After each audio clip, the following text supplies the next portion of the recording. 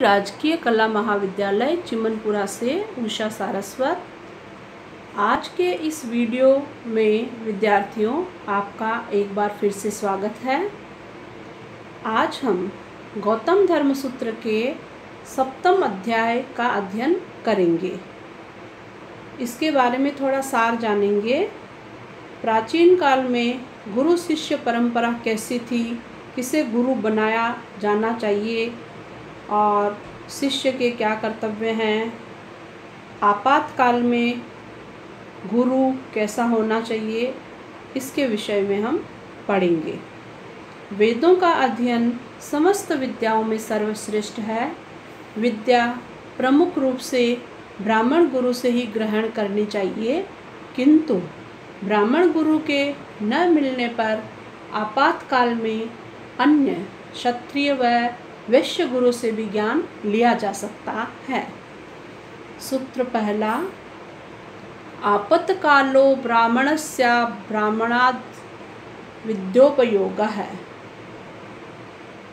ब्राह्मण वर्ण के शिष्य का ब्राह्मणस्य ब्राह्मणात्, ब्राह्मण वर्ण के शिष्य का ब्राह्मणात् ब्राह्मणेतर यानी क्षत्रिय या वैश्य से विद्योपयोग है। विद्या ग्रहण करना आपत्कल्पो आपातकालीन नियम है। अर्थात यदि किसी कारण से ब्राह्मण गुरु नहीं मिले तो फिर क्षत्रिय या वैश्य वर्ण के गुरु से भी अध्ययन किया जा सकता है, लेकिन ये अनिवार्य रूप से नहीं, सिर्फ आपातकाल में ही ऐसा कर सकते हैं, अन्यथा ब्राह्मण गुरु ही सर्वोच्च माना गया है। दूसरा सूत्र है अनुगमनम शुश्रूषा। इस प्रकार के अध्ययन के समय ब्राह्मण द्वारा अब्राह्मण गुरु के अनुगमनम पीछे पीछे चलना ही शुश्रूषा गुरु सेवा है।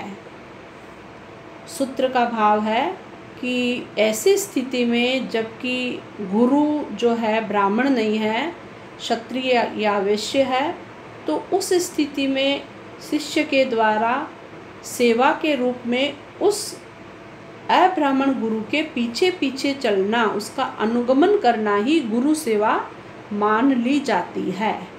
अन्य किसी कार्य के द्वारा सेवा की आवश्यकता नहीं रहती।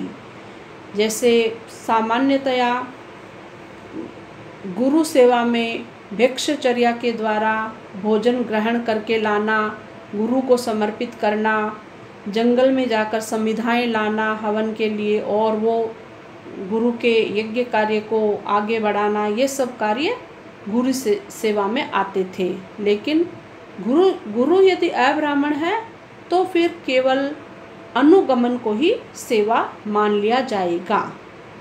तीसरा सूत्र है समाप्ते ब्राह्मणो गुरुः। अध्ययन समाप्त होने पर ब्राह्मणः गुरु, ब्राह्मण ही गुरु होता है।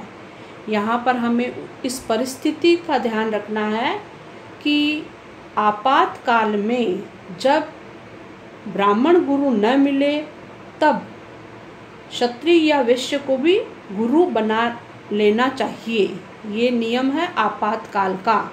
लेकिन जैसे ही आपातकाल समाप्त हो गया और अध्ययन समाप्त हो गया, तो अध्ययन समाप्त होने के बाद तो ब्राह्मणः गुरु, ब्राह्मण ही गुरु होता है, यानी वही पूजनीय माना जाएगा।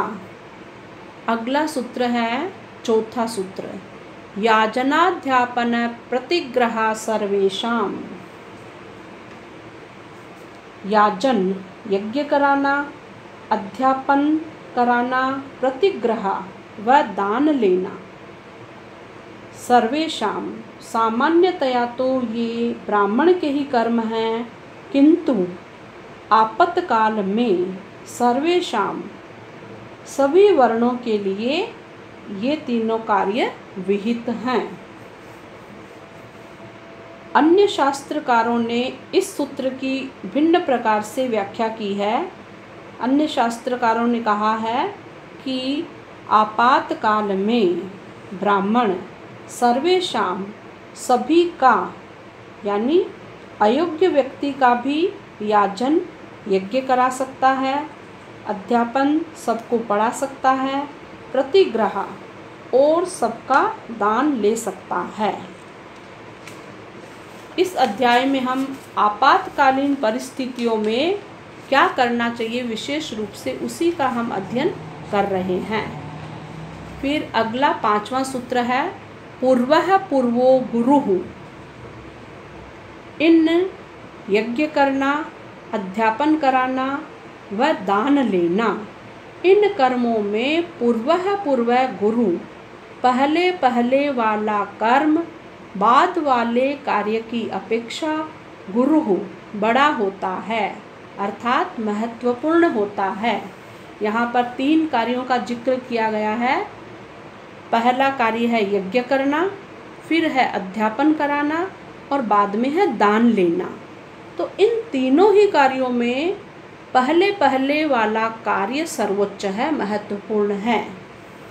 उदाहरण के द्वारा समझेंगे। जैसे यज्ञ करना सबसे उत्तम कर्म है, फिर उससे कम अध्यापन कराना और उससे भी कम दान लेना होता है। यानी कि तीनों ही कार्यों में यज्ञ करना ही सर्वोच्च कार्य माना गया है। अब सूत्र आता है 6वां सूत्र, तद लाभे शत्रवृत्ति। तद लाभे शब्दों को अलग करेंगे। तद का द हलंत है, तद अलाभे शत्रवृत्ति। यदि निंदित या अयोग्य लोगों के यहाँ यज्ञ आदि कर्म से भी जीविका न चल सके, तद उस यज्ञ आदि कर्मों से भी अलाभे लाभ न हो, जीविका नहीं चल पाए, तो ब्राह्मण को क्षत्रवृत्ति ही, क्षत्रिय का कर्म करके भी जीवन निर्वाह कर लेना चाहिए। ये भी एक आपातकालीन परिस्थिति का वर्णन किया है। सामान्य नियमानुसार तो ब्राह्मण को यज्ञ करना, अध्यापन करना और दान देना ये कार्य उसके विहित कर्म हैं, किंतु ये कार्य उसे नहीं मिले, आपातकालीन स्थिति आ जाए, यानी कि वह ब्राह्मण अधिक पढ़ा लिखा न हो, अध्यापन कराने योग्य नहीं हो, तो ऐसी स्थिति में वह क्षत्रवृत्ति ही, क्षत्रिय का कर्म करके भी जीवन निर्वाह कर सकता है। अगला सूत्र है 7वां सूत्र, तद लाभे वैश्यवृत्ति। तद अलाभे, यदि आपातकाल में ब्राह्मण को क्षत्रिय के कर्मों से भी अलाभे कोई लाभ न हो, तो वह वैश्यवृत्ति ही, वैश्य की वृत्ति अर्थात व्यापार को अपनाकर जीवन निर्वाह करे। इस सूत्र की अनुवृत्ति पहले वाले सूत्र से है। 6ठे सूत्र में बताया था कि यदि ब्राह्मण यज्ञ, अध्ययन और दान लेना ये कार्य नहीं कर पाए तो वह क्षत्रिय वृत्ति भी अपना सकता है।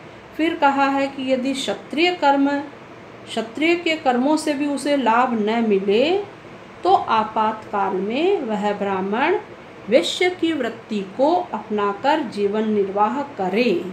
वैश्य की क्या वृत्ति है? वैश्य वर्ण के विहित कर्म हैं व्यापार करना और कृषि करना। तो ब्राह्मण इन कार्यों के द्वारा भी आपातकाल में अपना आजीविका कर सकता है। अगला है 8वां सूत्र, तस्यापण्यम। आपातकाल में ब्राह्मण का पण्यम, वैश्यवृत्ति यानी व्यापार आदि से भी जीवन निर्वाह न चले तो उस ब्राह्मण को निर्दिष्ट वस्तुएं नहीं बेचनी चाहिए।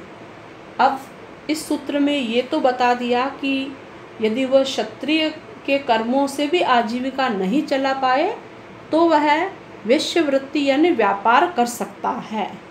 लेकिन पुनः क्या बताया है कि व्यापार में भी इन वस्तुओं को वह ब्राह्मण कदापि नहीं बेचे, इनका विक्रय करना उसके लिए निषिद्ध है।